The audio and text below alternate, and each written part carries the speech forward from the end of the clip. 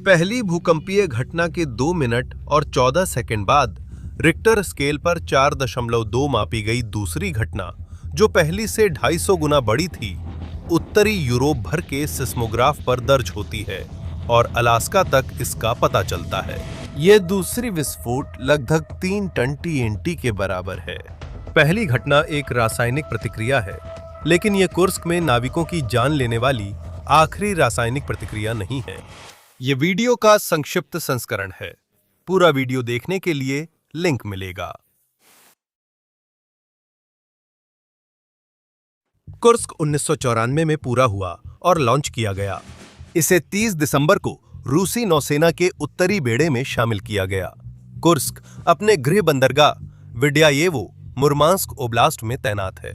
Kursk की लंबाई आगे से पीछे तक 154 मीटर है, चौड़ाई 18.2 मीटर है और हुल से सेल तक इसकी ऊंचाई 9 मीटर है। यह 600 मीटर गहराई तक गोता लगा सकता है और 120 दिन पानी के नीचे रह सकता है। सेल सुपरस्ट्रक्चर इतना मजबूत है कि वह आर्कटिक बर्फ तोड़ सकता है। कुर्स्क में 24 ग्रेनाइट क्रूज मिसाइलें और आगे 8 टॉर्पीडो ट्यूब्स लगे हैं। कुर्स्क रूस के उत्तरी बेड़े में है, जिसे 1990 के दशक में वित्तीय कटौतियों का सामना करना पड़ा। 1998 में कुर्स्क को HTP टॉर्पीडो ले जाने के लिए फिर से तैयार किया गया। HTP या हाई टेस्ट पेरोक्साइड एक सघन हाइड्रोजन पेरोक्साइड है, जो केरोसिन के साथ मिलकर अन्य टॉर्पीडो ईंधनों की तुलना में बनाना सस्ता पड़ता है। 11 अगस्त 2000 को रूसी नौसेना प्रशिक्षण अभ्यास के लिए तैयार थी। समर एक्स रूस की नौसेना का एक दशक से भी अधिक समय में पहला बड़ा अभ्यास है, जिसमें 30 जहाज और 3 पनडुब्बियां शामिल हैं। विद्यायेवो नौसैनिक अड्डे पर कुर्स्क और उसके दल के लिए तैयारियां तेजी से चल रही हैं। इस हलचल के दौरान एक टारपीडो गिर जाता है। ऐसा लगता है कि कोई नुकसान नहीं हुआ है, हालांकि सील के आसपास कुछ HTP मौजूद है। आदमी इस घटना और HTP की मौजूदगी की रिपोर्ट करते हैं। फिर कुर्स्क में डमी वॉरहेड्स व राशन लोड करने का काम जारी रखते हैं। 12 अगस्त 2000 की सुबह कुर्स्क बारेंट्स सागर में है। 8:51 पर कुर्स्क टॉर्पीडो प्रशिक्षण लॉन्च की अनुमति मांगता है और उसे पुष्टि मिलती है। कुर्स्क 20 मीटर की प्रक्षेपण गहराई तक गोता लगाता है और अपने पेरिस्कोप के जरिए सतह की निगरानी करता है। लॉन्च क्रू कंट्रोल सेंटर, जो सेकंड कंपार्टमेंट में है, से होकर पहले कंपार्टमेंट में पनडुब्बी के आगे वाले हिस्से में जाते हैं। पहले और दूसरे कंपार्टमेंट के बीच एक एयर डक्ट है। यही एयर डक्ट पनडुब्बी के सभी 9 वाटरटाइट कंपार्टमेंट्स में फैला हुआ है। सबसे अच्छा तरीका है कि डक्ट को भी बल्कहेड हैच की तरह सील करें, पर नाविक हैच खुला छोड़ते हैं। क्रू ने करीब 3 साल से टॉर्पीडो नहीं चलाया है और उन्हें HTP टॉर्पीडो हैंडल या लॉन्च करने की ट्रेनिंग नहीं मिली। वे 5 टन टॉर्पीडो स्टोरेज से निकालकर लॉन्च ट्यूब तक ले जाते हैं। वे उसे ट्यूब में डालकर दरवाजा बंद कर देते हैं। टॉर्पीडो लॉन्च ट्यूब को इस तरह डिजाइन किया गया है कि विस्फोट नाव के अंदर नहीं, समुद्र की ओर जाए। 11:25 पर लॉन्च की तैयारी में 2.5 घंटे से भी ज्यादा समय हो चुका है, जब वे आखिरकार लॉन्च सीक्वेंस शुरू करते हैं। भीतरी टॉर्पीडो ट्यूब के दरवाजे पर लगे इलेक्ट्रिकल कनेक्टरों को टॉर्पीडो के पिछले कनेक्शनों से जोड़ना होता है। सिस्टम पॉजिटिव कनेक्शन नहीं दिखाता, इसलिए वे कनेक्शन साफ करने के लिए दरवाजा दोबारा खोलते हैं। HTP आमतौर पर सील होने पर स्थिर रहता है, लेकिन उत्प्रेरक से संपर्क पर इसका वॉल्यूम 5000 गुना बढ़कर ये रासायनिक प्रतिक्रिया के जरिए ऑक्सीडाइजर की तरह काम करता है। वह रासायनिक प्रतिक्रिया एक्सोथर्मिक है, यानी यह ऊर्जा या गर्मी उत्पन्न करती है और इसी उद्देश्य से डिजाइन की गई है। एक टॉर्पीडो को पानी के नीचे ऑक्सीजन नहीं मिलती, इसलिए HTP केरोसिन ईंधन को ऑक्सीजन और गर्मी दोनों प्रदान करता है। रासायनिक प्रतिक्रिया शुरू होते ही यह HTP खत्म होने तक चलती रहती है। HTP के लिए उत्प्रेरक कांसा और पीतल होते हैं, जैसे कुर्स्क में टॉर्पीडो लॉन्च ट्यूब की लाइनिंग में इस्तेमाल धातु। अब HTP का हल्का रिसाव, जो खराब वेल्डिंग या गिरने से हो सकता है, अगर प्री लॉन्च जांच में पकड़ में ना आए तो टॉर्पीडो लॉन्च ट्यूब से टकरा जाता है। टॉर्पीडो में मौजूद 1 टन HTP प्रतिक्रिया करना शुरू कर देता है और टॉर्पीडो में केरोसिन ईंधन टैंक को फेल कर देता है। आधा टन केरोसिन एचटीपी के साथ, जो तेजी से फैल रहा है। लगभग 5000 डिग्री फ़ारेनहाइट तापमान पर जलने वाले विस्फोट में आग पकड़ लेता है। लॉन्च ट्यूब का दरवाजा खुला होने के कारण विस्फोट समुद्र की ओर जाने के बजाय पनडुब्बी के अंदर की ओर हो जाता है। टॉर्पीडो रूम में मौजूद 7 क्रू मेंबरों के पास बचने का कोई मौका नहीं रहता। विशाल विस्फोट की लहर धुआं और आग के साथ खुले एयर डक्ट से होकर दूसरे, तीसरे, चौथे और 5वें वाटरटाइट कंपार्टमेंट्स में पहुंच जाती है। आधा खुला टॉर्पीडो दरवाजा अपनी जगह से उड़ जाता है। कंपार्टमेंट 2 में स्थित कमांड सेंटर आग की लपटों में घिर जाता है। पेरिस्कोप गहराई पर होने के बावजूद किसी के पास प्रतिक्रिया करने का समय नहीं है। खुला एयर डक्ट बल्कहेड शुरुआती विस्फोट को अलग नहीं कर पाता। कुर्स्क के नियंत्रण में मौजूद सभी 36 क्रू सदस्य और टॉर्पीडो लॉन्च क्रू के साथ मारे जाते हैं। 11:29:34 पर नॉस्टार एरे के नॉर्वेजियन सिस्मिक डिटेक्टर्स ने पहली बार एक बड़ी घटना दर्ज की। इस घटना का स्थान 69 डिग्री 38 उत्तर, 37 डिग्री 19 पूर्व, मुर्मांस्क के उत्तर पूर्व में, नॉर्वे से लगभग 160 मील और कोला प्रायद्वीप से 50 मील की दूरी पर सटीक रूप से चिन्हित किया गया है। ये कुर्स्क की आखिरी ज्ञात निर्देशांक हैं। पहली घटना के 2 मिनट और 14 सेकंड बाद दूसरी और कहीं बड़ी घटना का पता चलता है। इस बार ये रिक्टर स्केल पर 4.2 दर्ज करता है और पहली घटना से 250 गुना बड़ा है। एक विस्फोट जो लगभग 3 टन टीएनटी के बराबर है। जब निर्देशांक त्रिकोणित किए जाते हैं तो दूसरी घटना की गहराई समुद्र तल के बराबर होती है और पहली घटना से अतिरिक्त 108 मीटर गहरी होती है।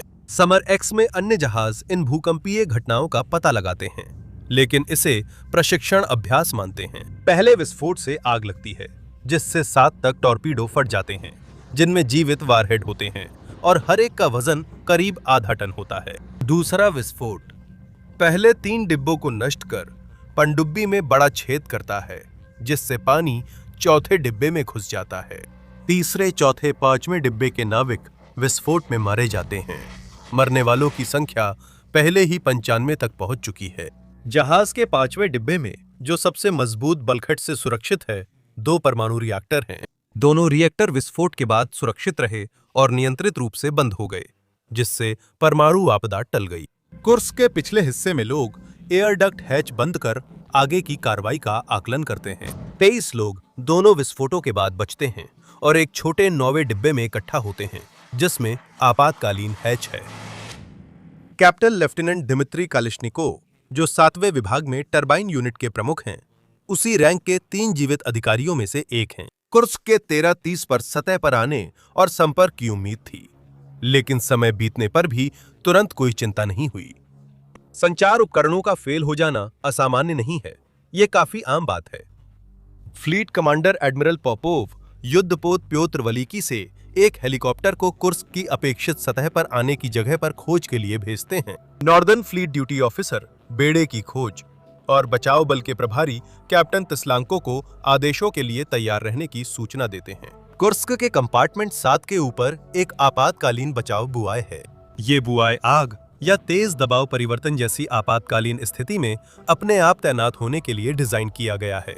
1999 में सक्रिय ड्यूटी पर होने के दौरान संभावित पहचान से बचने के लिए इसे निष्क्रिय कर दिया गया और दोबारा चालू नहीं हुआ। 9वें कंपार्टमेंट में अब पुरुषों के सामने एक कठिन फैसला है। वहां एक बचाव हैच है जिसे वे खोल सकते हैं और सतह तक तैर सकते हैं। उनके पास रेस्क्यू हुड्स हैं जो सतह तक 100 मीटर तैरने के लिए पर्याप्त हवा देंगे। विस्फोट से जहाज का ढांचा मुड़ गया है। जलरोधी बल्कहेड हैच से पानी रिसकर कंपार्टमेंट 9 में भर रहा है। जैसे जैसे वो भरता है, कंपार्टमेंट की हवा की जेब सिकुड़ जाती है। अभी हवा का दबाव सतह के बराबर है। इसका मतलब है कि अगर वे तुरंत हैच खोलते हैं तो डीकम्प्रेशन सिकनेस का खतरा कम है। जितना ज्यादा वे इंतजार करेंगे, उतना ही ज्यादा पानी कंपार्टमेंट में भरता जाएगा और दबाव बढ़ता जाएगा। इसका मतलब है कि समय के साथ वे ज्यादा दबाव वाली हवा में सांस लेते हैं, जिससे शरीर में नाइट्रोजन अवशोषित होने लगता है। अगर वे हैच खोलने में देर करते हैं तो सतह पर तैरते समय उन्हें डीकम्प्रेशन सिकनेस हो जाएगी। उन्हें मालूम है कि इलाके में बचाव जहाज हैं, शायद कभी बचा भी लिया जाए, लेकिन ये आसान फैसला नहीं है। जैसे ही वे हैच खोलेंगे, अपनी किस्मत तय कर लेंगे। एयरलॉक में पानी हो सकता है, जिससे 9वें कंपार्टमेंट में पूरा पानी भर जाएगा। अगर घायल नाविक हैच से बाहर आकर सतह तक तैर भी लें, तो बैरेंट सागर का बर्फ जैसा ठंडा पानी उन्हें 1 घंटे से ज्यादा जिंदा नहीं रख सकता। समुद्र में लोगों को ढूंढना भूसे में सुई खोजने जैसा है। परमाणु रिएक्टर वायु शुद्धिकरण और हीटिंग सिस्टम को चलाते हैं, जो अब बंद है। 9वें कंपार्टमेंट में हवा धीरे धीरे कार्बन डाइऑक्साइड से भर रही है और तापमान गिरता जा रहा है। यह एक लगभग असंभव फैसला है। सतह तक तैरें, जिससे आपके घायल साथी अपनी जिंदगी के आखिरी 1 घंटे तक जूझने पर मजबूर हो जाएं, या वहीं रुकें और उम्मीद करें कि बचाव दल कंपार्टमेंट में पानी या कार्बन डाइऑक्साइड भरने से पहले आपको बचा लें। नाविकों के पास अभी इमरजेंसी रीब्रीदर हैं, जो सांस में मौजूद कार्बन डाइऑक्साइड और जल वाष्प को रसायन से प्रतिक्रिया कराते हैं। पोटेशियम सुपर ऑक्साइड CO2 को अवशोषित कर ऑक्सीजन छोड़ता है। रासायनिक प्रतिक्रिया के बाद पोटेशियम सुपर ऑक्साइड खत्म हो जाता है, जिससे कार्ट्रिज बदलनी पड़ती है। इन लोगों के पास कार्ट्रिज की सीमित आपूर्ति है, फिर भी वे बचाव का इंतजार करते हैं। 22:30 पर नॉर्दर्न फ्लीट द्वारा आपातकाल घोषित कर दिया जाता है और प्रशिक्षण अभ्यास को छोड़ दिया जाता है। पनडुब्बी में पुरुषों के रीब्रीदर कार्ट्रिज कम हो रहे हैं। कप्तान लेफ्टिनेंट कालिशनिकोव और 2 लोग कार्ट्रिज बदलना शुरू करते हैं। डिब्बे में धीरे धीरे पानी भर रहा है और घना अंधेरा है। एक आदमी संतुलन खोकर पोटेशियम सुपर ऑक्साइड कार्ट्रिज के साथ बर्फीले पानी में गिर जाता है। पोटेशियम सुपर ऑक्साइड उतना ही प्रतिक्रियाशील है जितना हाइड्रोजन पेरोक्साइड, जिसने पहला विस्फोट किया। कार्ट्रिज तेलीय पानी में डूबने पर रासायनिक विस्फोट और आग लगती है, जिससे पानी की सतह के ऊपर डिब्बों की दीवारों पर जलने के निशान बनते हैं। कलिशनिकोव का पेट एसिड से जल जाता है, जिससे उसके आंतरिक अंग दिखाई देने लगते हैं। विस्फोट से उसके सिर और गर्दन की चमड़ी उधड़ जाती है। अन्य लोग अपनी त्वचा जला रही आग और रसायनों से बचने के लिए पानी में डुबकी लगाते हैं। मानवों के जीवित रहने के लिए उन्हें कम से कम 19.5% ऑक्सीजन में सांस लेनी होती है। आग जल्दी बुझ जाती है, लेकिन लोग सांस लेने पर पाते हैं कि हवा की ऑक्सीजन आग ने खत्म कर दी होती है। जिस रासायनिक प्रतिक्रिया का उद्देश्य उन्हें जीवित रखना था, उसी ने उनकी जान ली।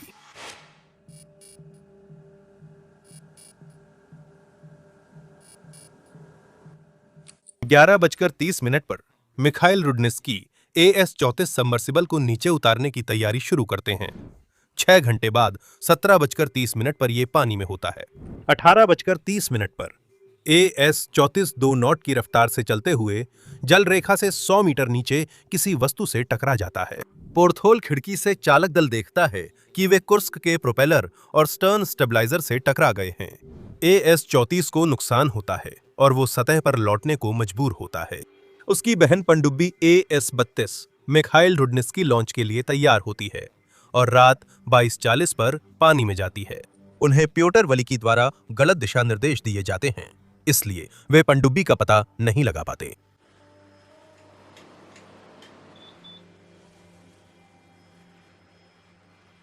सोमवार 14 अगस्त को रात के 1 बजे AS-32 फिर से सतह पर आ जाती है। सुबह के दौरान बचाव टग निकोलाई शेका SB-131 को डूबी हुई पनडुब्बी की पहली तस्वीरें मिल जाती हैं।